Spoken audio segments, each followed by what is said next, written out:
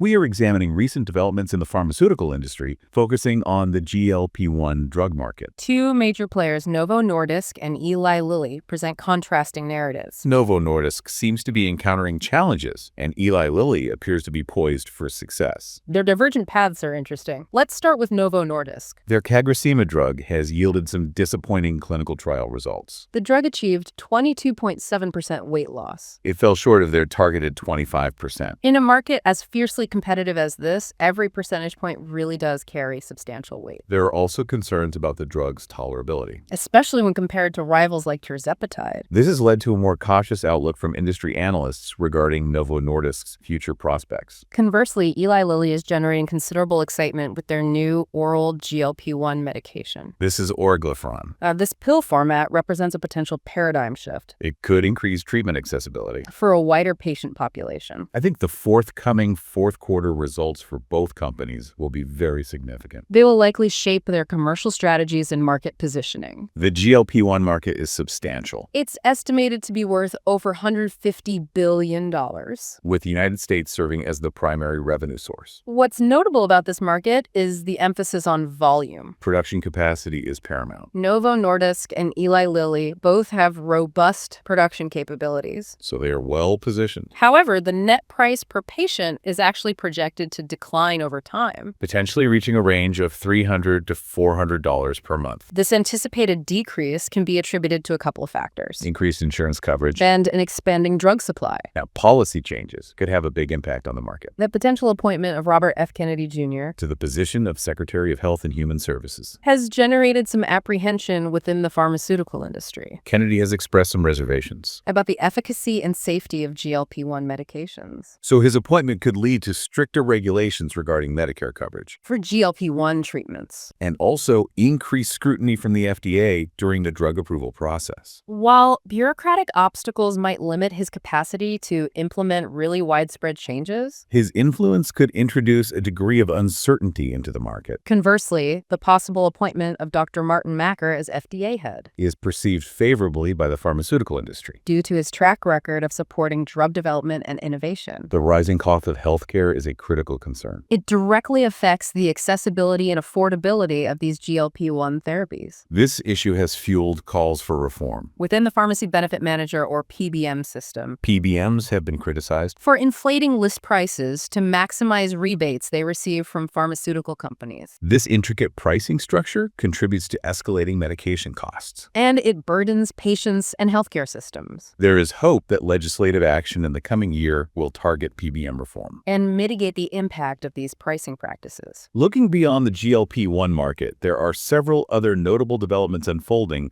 within the broader pharmaceutical landscape. The recent development of a traditional protein-based vaccine for respiratory syncytial virus, or RSV, is noteworthy, especially considering the recent emphasis on mRNA vaccine technology. This signifies that traditional vaccine approaches retain value and relevance in combating infectious diseases. Progress in personalized cancer vaccines appears to be lagging, despite initial enthusiasm surrounding this innovative approach. Realizing its full potential has proven more challenging than anticipated. We've also observed a decline in the stock value of Insight, a pharmaceutical company that has come under fire for prioritizing share buybacks over investments in research and development. This strategic choice, coupled with an expiring patent on their key drug and a lack of promising candidates in their development pipeline, has led to a downgrade in their stock rating. These examples underscore the volatile and unpredictable nature of a pharmaceutical industry where companies must constantly adapt and innovate to remain competitive. The GLP-1 drug market is a particularly dynamic sector, driven by scientific advancements, evolving market dynamics, and complex political and economic factors. The contrasting fortunes of Novo Nordisk and Eli Lilly highlight the importance of strategic decision-making, research and development investment, and navigating the intricacies of a complex regulatory environment. The conversation we are analyzing focuses on the financial performance and market positioning of two pharmaceutical giants, Novo Nordisk and Eli Lilly. Within the context of this burgeoning GLP-1 drug market, Novo Nordisk seems to be experiencing a slowdown in momentum, primarily due to the underwhelming clinical trial outcomes of their drug Kagara.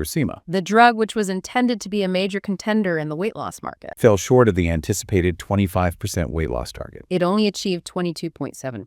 Now, while this difference may seem marginal, in a field as competitive as pharmaceuticals, every every fraction of a percentage point really holds significant weight, There are also concerns regarding the drug's tolerability. especially in comparison to competing drugs like tirzepatide. This has further dampened market enthusiasm. This combination of factors has contributed to a less optimistic outlook. From analysts regarding Novo Nordisk's future prospects. On the other hand, Eli Lilly seems to be gaining some traction with their innovative oral GLP-1 medication. This is orforglipron. This new drug delivered in a convenient pill form is anticipated to be a game changer. Potentially revolutionizing treatment accessibility for a wider patient population. The upcoming fourth quarter results for both companies will be crucial. These financial reports are expected to significantly influence the commercial trajectory of their respective products. The market will be keenly observing how these companies strategize to position themselves for success. In this dynamic and rapidly evolving sector, The GLP-1 market is currently valued at over $150 billion.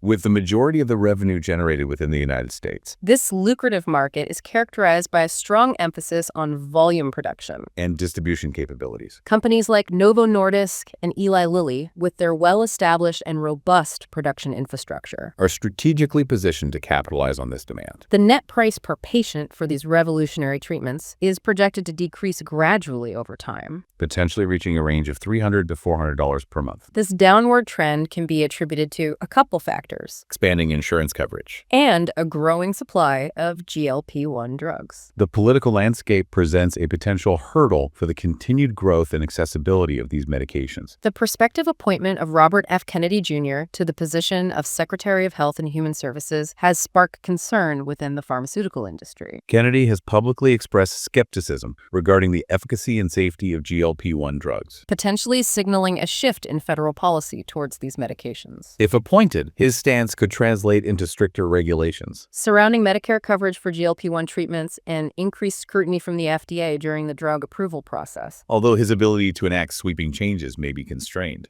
By bureaucratic hurdles, his influence could still introduce a degree of uncertainty into the market. Conversely, the potential appointment of Dr. Martin Macker as FDA head is viewed as a positive development for the pharmaceutical industry. Due to his perceived support for drug development and innovation. The issue of rising healthcare costs is another critical factor impacting the accessibility and affordability of these GLP-1 therapies. This concern has prompted calls for reform. Within the pharmacy benefit manager or PBM system, PBMs have come under scrutiny for their practice of inflating list prices. to maximize rebates they receive from pharmaceutical companies. This complex pricing structure contributes significantly to the escalating cost of medications. Placing a burden on patients and healthcare systems. It is hoped that the coming year will see some legislative action aimed at reforming the PBM system and mitigating the impact of these pricing practices.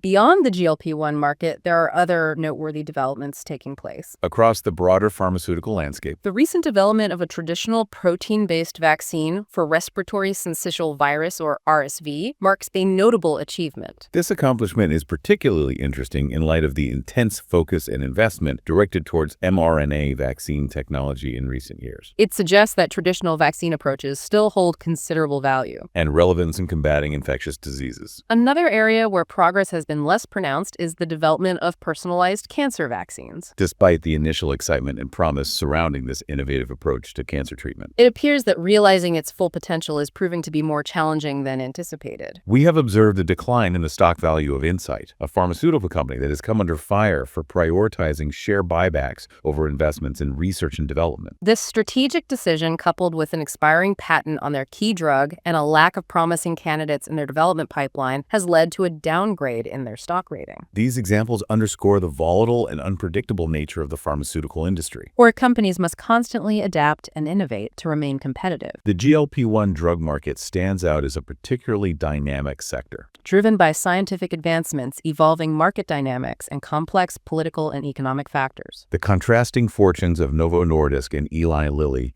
highlight the importance of strategic decision-making, research and development investment, and navigating the intricacies of a complex regulatory environment. The conversation we have been analyzing provides valuable insights into the forces shaping the future of pharmaceutical innovation and the challenges and opportunities that lie ahead. It's clear that the pharmaceutical industry is constantly evolving. It's a complex interplay of scientific breakthroughs, market dynamics, and policy decisions. And the GLP-1 drug market is no exception. We're seeing companies like Novo Nordisk face facing setbacks, while others like Eli Lilly are seizing opportunities for growth. This conversation has given us a glimpse into this dynamic landscape. It underscores the need for continuous innovation, strategic adaptation, and a deep understanding of the forces shaping the industry. Ultimately, the success of these companies depends on their ability to navigate these complexities and deliver value to patients and stakeholders. Until next time, goodbye.